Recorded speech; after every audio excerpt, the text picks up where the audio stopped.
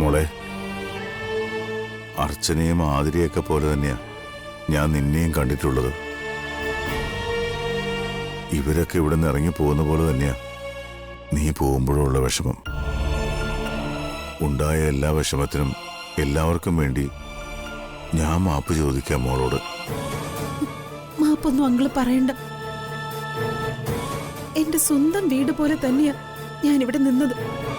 സകല സ്വാതന്ത്ര്യവും അങ്കിൾ എനിക്ക് തന്നിട്ടുണ്ട്. അതിനൊക്കെ ഒരുപാട് നന്ദി ഞാൻ അങ്ങോട്ട് പറയണം. കുറച്ച് ദിവസം ആവണിമോളുടെ ഒപ്പം നിൽക്കട്ടെ എന്ന് കരുതിയ സേതുവേട്ടാ ഇവളെ ഞങ്ങൾ കൊണ്ടുപോകാന്ന് കരുതിയത്.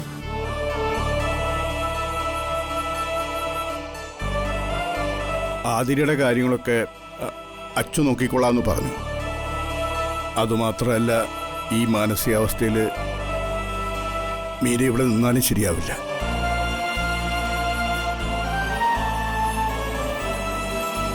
നിങ്ങളുടെയൊക്കെ വിഷമം കാണുമ്പോൾ ഞങ്ങൾക്കും വിഷമമുണ്ട്.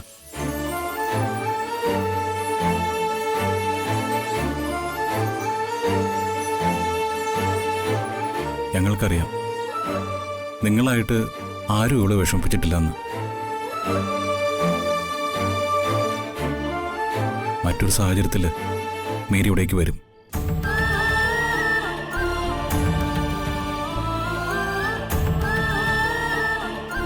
തെറ്റിദ്ധാരണ കൊണ്ടുള്ള വിഷമങ്ങളാ സഹിക്കാനും മറക്കാനും പാട്.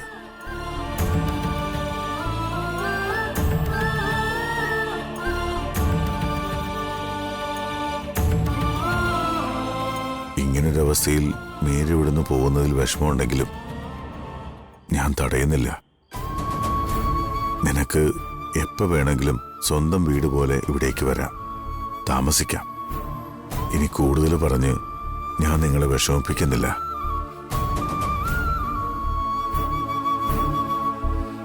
പോട്ടെ മക്കളെ.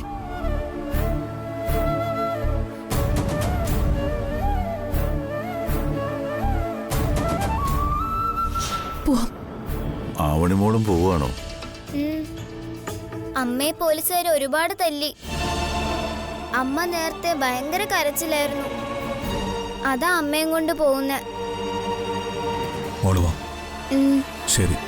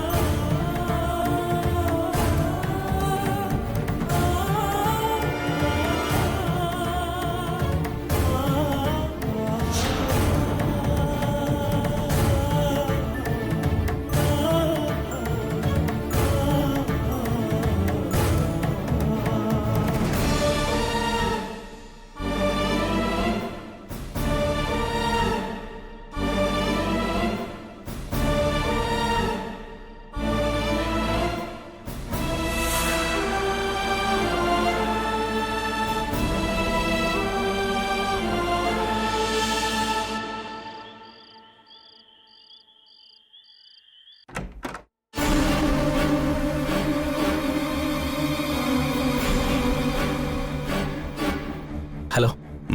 വക്കീലിരിക്കെ. ഞാൻ വക്കീലിനോട് വരാൻ പറഞ്ഞത് മറ്റൊന്നും കൊണ്ടല്ല. കുറെ നാളായി ഞാൻ ആഗ്രഹിക്കുന്നു ഇതുപോലെ എല്ലാവരെയും ഒരുമിച്ച് വിളിച്ചു നിർത്തി ഒരു കാര്യം പറയണമെന്ന്. എൻ്റെ മക്കളും മരുമക്കളും എല്ലാവരും ഈ വീട്ടിൽ ഒരുമിച്ച് താമസിക്കുന്നതുകൊണ്ടാ ഇതുവരെ ഇതിനെക്കുറിച്ച് ആരും സംസാരിക്കാതിരുന്നത്. ഇപ്പോ നന്ദൻ തിരിച്ചു വന്ന സ്ഥിതിക്ക് ഇനി താമസിപ്പിക്കണ്ട. അല്ല, സാർ പറഞ്ഞു വരുന്നത്? അതിലേക്കാ വക്കീലെ ഞാൻ വരുന്നത്. എൻ്റെ മക്കൾക്ക് വേണ്ടി ഞാൻ കുറേ സമ്പാദിച്ചിട്ടുണ്ട്. ആ സമ്പാദ്യം ഇവരുടെ എല്ലാം പ്രയത്നം കൊണ്ട് ഇപ്പം 3 ഇരട്ടിയോളം വലുതായി. ഇനിയും എൻ്റെ മക്കൾ എൻ്റെ തണലിലല്ല നിൽക്കേണ്ടത്. അവർക്ക് സ്വന്തമായി പല ബിസിനസ് ആശയങ്ങളും ഉണ്ടാവും. അതൊക്കെ കൊണ്ട് ഞാനൊരു തീരുമാനമെടുത്തു.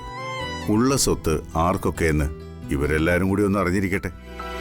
അതുകൊണ്ട് പുതിയൊരു വിൽപത്രം ഞാൻ എഴുതിക്കാൻ തീരുമാനിച്ചു. ശരി.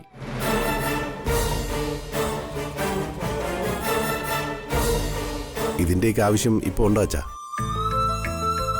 ഞങ്ങൾ അച്ഛനെ വിട്ട് എവിടേക്കും പോകാൻ പോകുന്നില്ല. പിന്നെന്തിനാ അച്ഛ വിഹിതം? ഇപ്പോൾ ഉള്ളതുപോലെ ഞങ്ങളെല്ലാം നോക്കി നടത്തിക്കോളാം അച്ഛാ.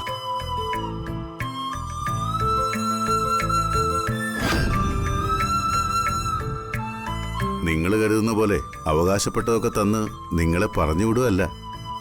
എല്ലാത്തിനെക്കുറിച്ചും എന്റെ മരുമക്കൾ കൂടി ബോധ്യം വരട്ടെ എന്ന് കരുതിയാ.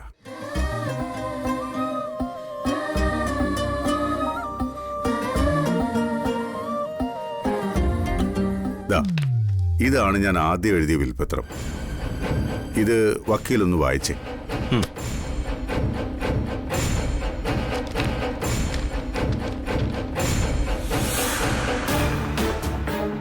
വേദനായകൻ മകൻ സേതുമാധവൻ എന്ന ഞാൻ സാക്ഷ്യപ്പെടുത്തി തയ്യാറാക്കിയ വിൽപത്രം. എൻ്റെ ഉടമസ്ഥതയിലുള്ള സ്കൂൾ, കോളേജ്, ഫാക്ടറികൾ, കമ്പനി, ആശുപത്രി, ജുവലറികൾ, ഷോപ്പിംഗ് മാളുകൾ, സിനിമാ തിയേറ്റർ, ഹോട്ടലുകൾ, പെട്രോൾ പമ്പുകൾ, മറ്റ് വ്യവസായ സ്ഥാപനങ്ങൾ തുടങ്ങി എല്ലാ സ്ഥാപന ജംഗമ വസ്തുക്കളും, കൃഷിഭൂമി, എസ്റ്റേറ്റുകൾ, മറ്റു പുരയിടങ്ങൾ അടക്കം 1700 ഏക്കർ ഭൂസ്വത്തും വകകളും എല്ലാം സേതുമാധവൻ എന്ന എനിക്കും മരണപ്പെട്ട എൻ്റെ ഭാര്യ മാലതികുമാരിക്കും അവകാശപ്പെട്ടതാണ്.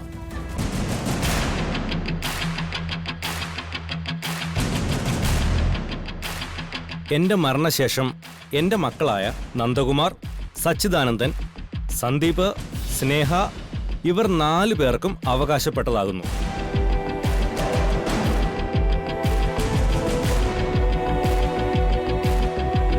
അതിൽ ഓരോരുത്തർക്കുമുള്ള അവകാശങ്ങൾ എന്തൊക്കെയാണെന്ന് ചുവടെ പറയുന്നു. മതി വക്കീലെ, എന്റെ ആവശ്യം ഇത്രയേ ഉള്ളൂ. പുതിയൊരു വിൽപ്പത്രം തയ്യാറാക്കണം. ഇതിൽ പറഞ്ഞ എല്ലാ സ്വത്തുക്കളും ഇപ്പൊ 4ആയിട്ടാണ് ഭാഗം വെച്ചിരിക്കുന്നത്. അത് മാറ്റി 5ആയി ഭാഗം തിരിച്ച് വിൽപ്പത്രം മാറ്റി എഴുതണം. അതിലൊരു ഭാഗം എനിക്ക്.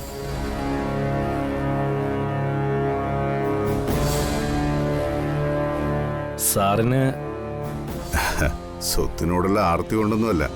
എന്റെ മരണശേഷം എന്റെ സ്വത്തുക്കളെല്ലാം, അതായത് 5-1 ഭാഗം സ്വത്തുക്കൾ എന്റെ മക്കളുടെ മക്കൾക്ക് അവകാശം എഴുതാനാ. നന്ദനും സച്ചിക്കും സന്ദീപിനും സ്നേഹയ്ക്കും ജനിക്കാൻ പോകുന്ന കുഞ്ഞുങ്ങൾക്കാ ഞാനത് കൊടുക്കുന്നത്.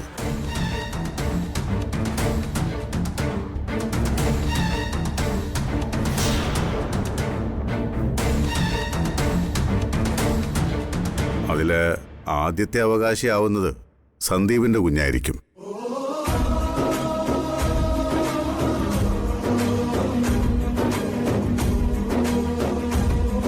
അധികം വൈകാതെ സച്ചിക്കും നന്ദനും കുഞ്ഞുങ്ങളുണ്ടാകണമെന്നാണ് എൻ്റെ ആഗ്രഹം.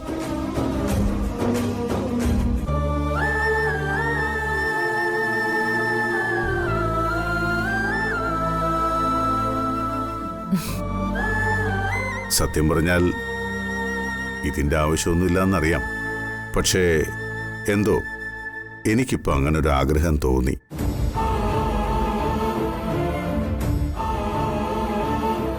എന്താ, എന്തേലും നിയമതടസ്സം ഉണ്ടോ അതിന്? ഹേയ്, തടസ്സമൊന്നുമില്ല. മറ്റൊരു വിൽപത്രം എഴുതാം. ഇനിയും കാണാത്ത എൻ്റെ കൊച്ചുമക്കൾക്ക് വേണ്ടി എന്തെങ്കിലും ചെയ്യണമെന്ന് തോന്നിയതുകൊണ്ടാ ഞാൻ വക്കീലിനോട് വരാൻ പറഞ്ഞത്.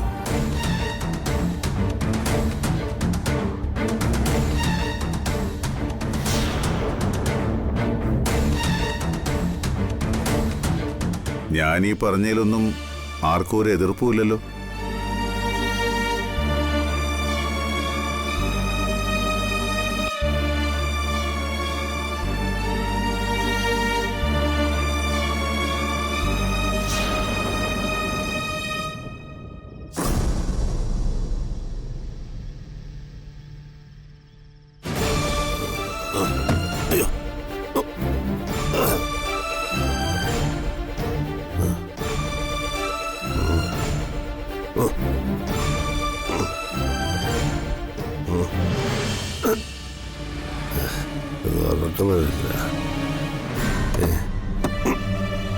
ഉറങ്ങൂലേ?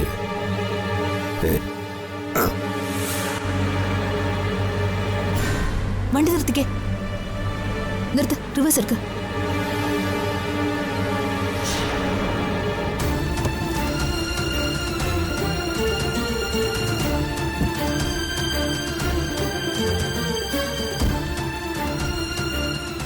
നന്ദ, നന്ദനെന്താ ഇവിടെ? അതെ. ഡോക്ടറോ?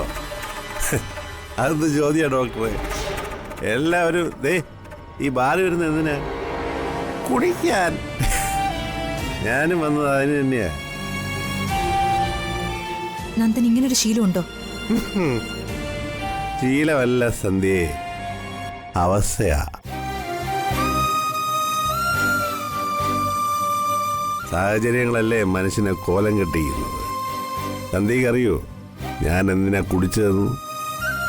സമാധാനത്തിന്, കുറച്ച് സമാധാനത്തിന്.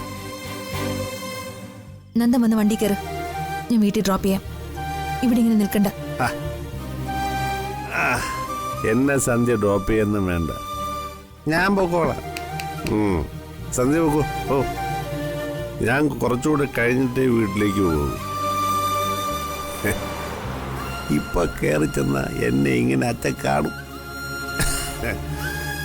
അത് അച്ഛന് വിഷമമുണ്ടാക്കും. ഞാൻ കാരണം കുറെ വിഷമിച്ച മനുഷ്യനല്ലേ. ഇനിയോ മനസ്സിനെ വേദനിപ്പിക്കുന്നതിനോട് എനിക്ക് താല്പര്യമില്ല. സദ്യ നോക്കൂ. ഇല്ല നന്ദ, വന്നേ, വാ. ഈ കുളത്തിൽ ഇവിടെ ആക്കിയിട്ട് പോകുന്നില്ല ഞാൻ. വാ. വണ്ടിയാ? അതവിടെ കിടക്കട്ടെ, വാ.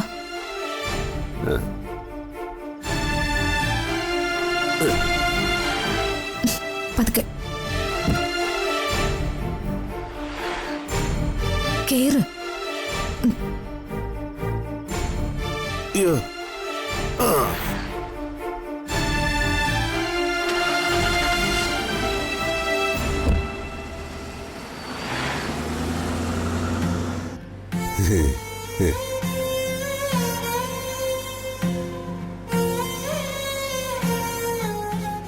നന്ദനെ പോലെ ഒരാള് പരസ്യമായി മദ്യപിക്കുന്നതും ബാറിൽ നിന്നിങ്ങനെ ഇറങ്ങി വരികയൊക്കെ ചെയ്യുന്നത് കുറച്ച് വിഷമമുണ്ടാക്കുന്ന കാര്യങ്ങളാ.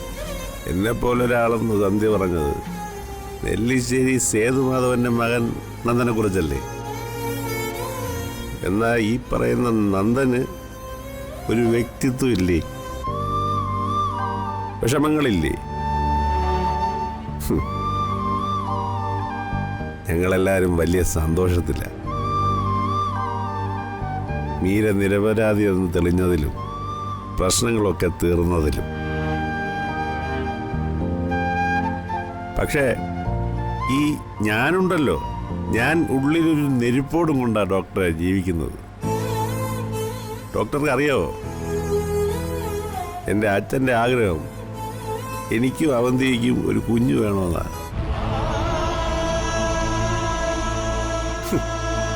എൻ്റെ നെഞ്ചിൽ ഏത് നിമിഷവും കത്തി കുത്തിയിറക്കാൻ നടക്കുന്നവളാ എൻ്റെ ഭാര്യ അവന്തിക.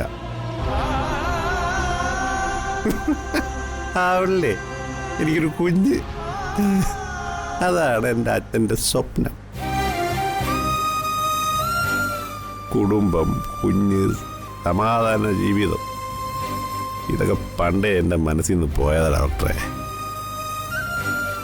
ഇനി എങ്ങനെയെങ്കിലും ഈ ജീവിതം ജീവിച്ച് തീർക്കണം, അത്രേ ഉള്ളൂ. എനിക്കറിയോ, ഞാൻ എൻ്റെ ജീവിതത്തിൽ കുടിക്കുന്നത് ഇത് 2ാമത്തെ തവണയാണ്. കോളേജിൽ പഠിച്ചിരുന്ന കാലത്ത് ഞാനറിയാതെ എൻ്റെ കൂട്ടുകാർ തന്നതും ഇന്ന് ഞാൻ മനഃപൂർവ്വം വാങ്ങി കുടിച്ചതും. അന്ന് ആഘോഷത്തിന്, ഇന്ന് സമാധാനത്തിന്. അത്രേ ഉള്ളൂ വ്യത്യാസം. നന്ദൻ പറയുന്ന വിഷമങ്ങളൊക്കെ എനിക്കുണ്ട് എന്നും പറഞ്ഞ് ഞാൻ മദ്യപിക്കുന്നോ? ജീവിത സാഹചര്യങ്ങൾ മാറുമ്പോൾ നമ്മളും മാറണം. മദ്യമല്ല എല്ലാത്തിന്റെ അവസാന വാക്ക്. കുടുംബം, കുഞ്ഞ്, ഇതൊക്കെ എന്റെ ആഗ്രഹങ്ങളായിരുന്നു. എന്നിട്ടോ ഇപ്പതാ ഒറ്റയ്ക്ക്.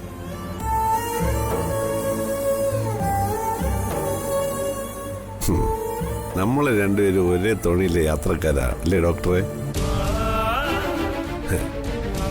നമ്മളോട് ഈശ്വരൻ എന്തിനാണാവോ ഇങ്ങനെയൊക്കെ കാണിക്കുന്നത്? ഇനി അതൊക്കെ പറയാന്നല്ലാതെ എന്താ പ്രയോജനം? കുറെ ആഗ്രഹങ്ങളൊക്കെ ഞാൻ പണ്ടേ മനസ്സിൽ നിന്ന് എടുത്തു കളഞ്ഞു.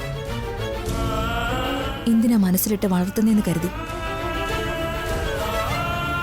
നന്ദനെന്ന് പറഞ്ഞ പോലെ ഒരാൾ ഇനിയും എൻ്റെ ജീവിതത്തിലേക്ക് വന്ന അതൊക്കെ പൊടിതട്ടിയെടുക്കണം. എല്ലാം ഈശ്വരൻ തീരുമാനിക്കട്ടെ, അല്ലേ?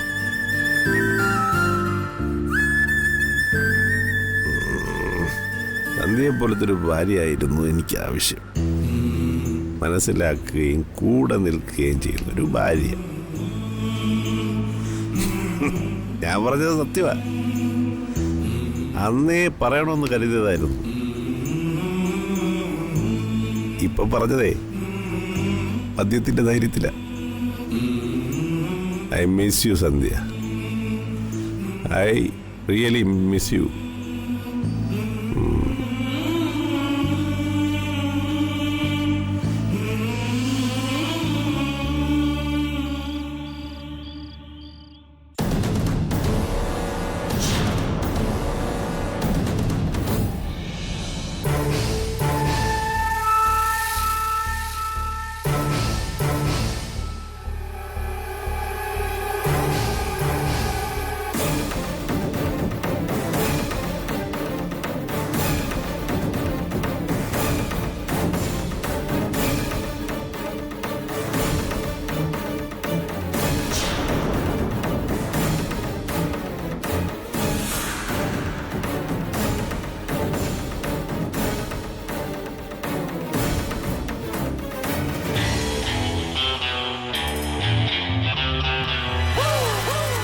നീ എന്തായി ആലോചിക്കുന്നേ?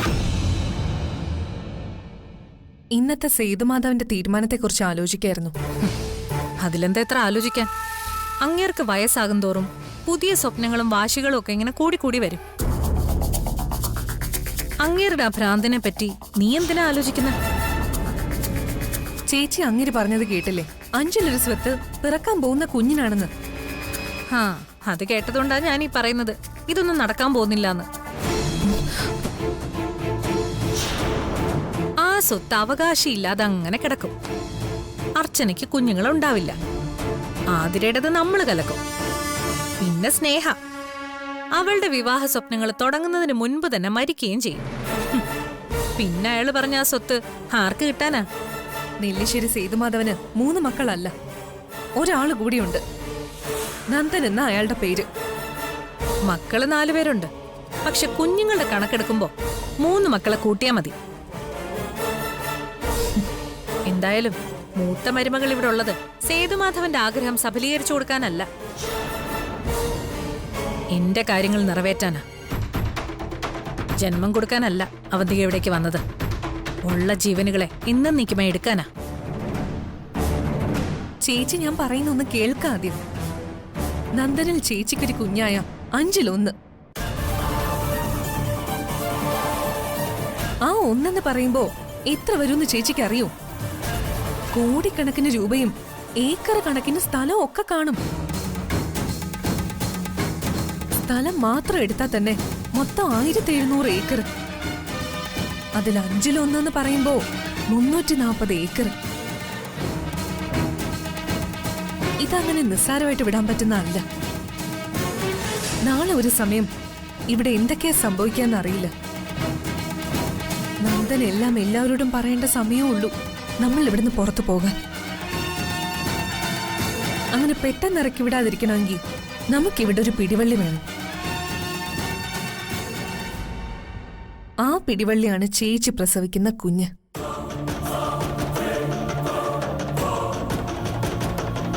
എന്തായാലും ആതിരയെ പ്രസവിക്കാൻ നമ്മൾ സമ്മതിക്കില്ല.